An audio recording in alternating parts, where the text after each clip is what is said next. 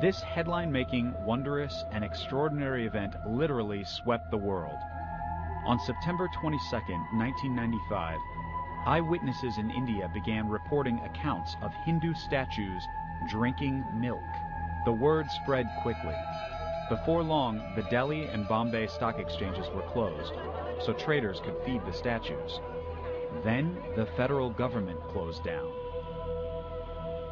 Within 72 hours, statues were reportedly consuming milk by the liter in Hindu communities around the world. Millions flocked to temples and shrines in the United States, Hong Kong, Canada, and Indonesia. In London, it was at the Vishwa Temple that the tiny marble statue of Nandi, the cosmic bull, began drinking milk.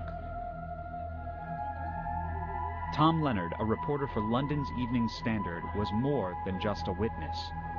I held the spoon up. A man, an assistant, was holding it slightly for me. Now, he tipped the spoon slightly when it reached the elephant's mouth, but not enough to justify what then happened, was the milk just sucked up completely from the spoon. Now, the second time, I actually asked if I could just hold the spoon myself, and I did, and no one held my hand then, and it still got sucked up. Patricia Miller of Miracles magazine believed this was definitely a miraculous event. It was a bizarre story, and it flashed around the world, and then it went in about 3 days. Everyone I talked to was mystified. This had credibility because it happened in so many places to so many people.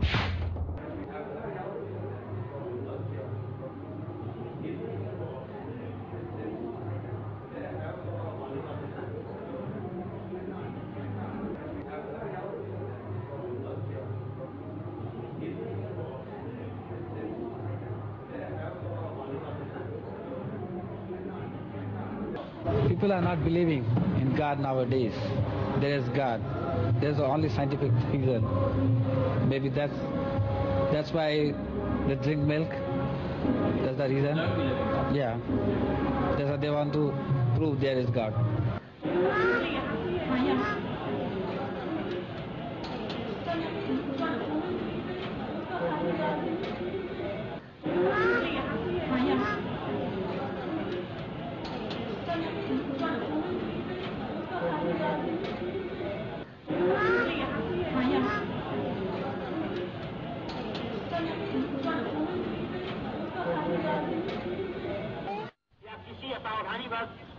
Word of the milk-drinking miracle spread across India like wildfire. Millions of worshippers queued outside Hindu temples.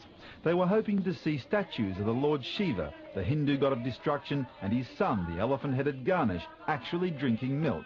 Crowds gathered at temples in London and throughout the world.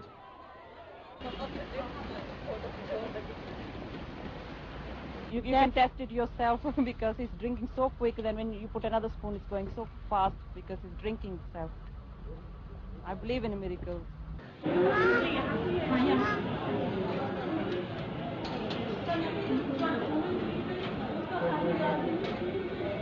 I was told this is happening.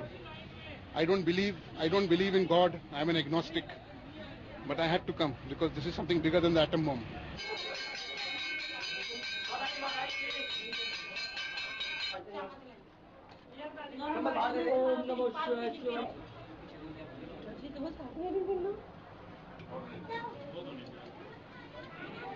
Whatever is happening, it is happening. It's amazing. I don't know. Maybe it's an international conspiracy, but I think I believe in God.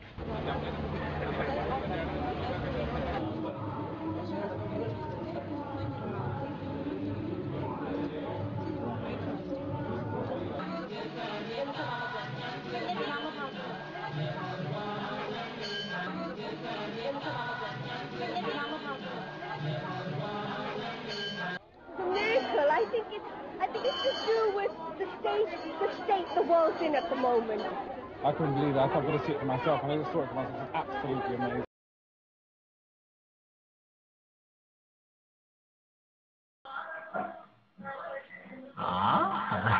பிடிச்சிட்டாங்களா? கோயில் miracle அப்படியே நான் மூஞ்சி எடுப்பேன் அப்படியே பார்த்துக்க. எடுத்துட்டு பாரு. Wow, cute Vinayagar. கொஞ்சம் சாய்ங்கக்கா. பபுள் வந்து பாத்தீங்களா?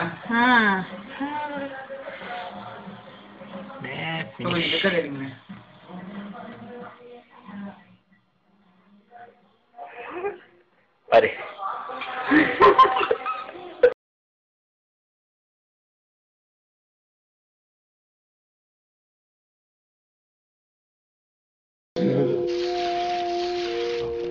He then took our newspaper outside and showed us how chi can also be used to set things on fire.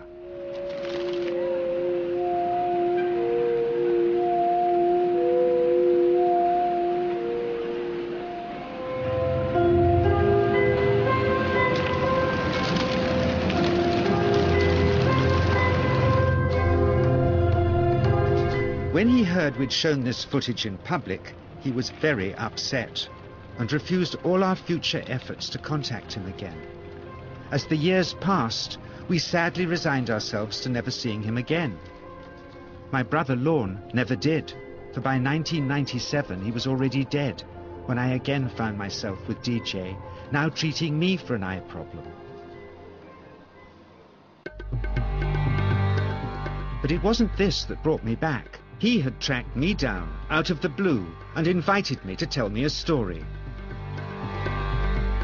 He had just returned from 2 years on a deep meditational journey, alone in the heart of Borneo. Amongst his revelations, he had seen, he said, how history was moving on into great change, and the old wisdom was vanishing.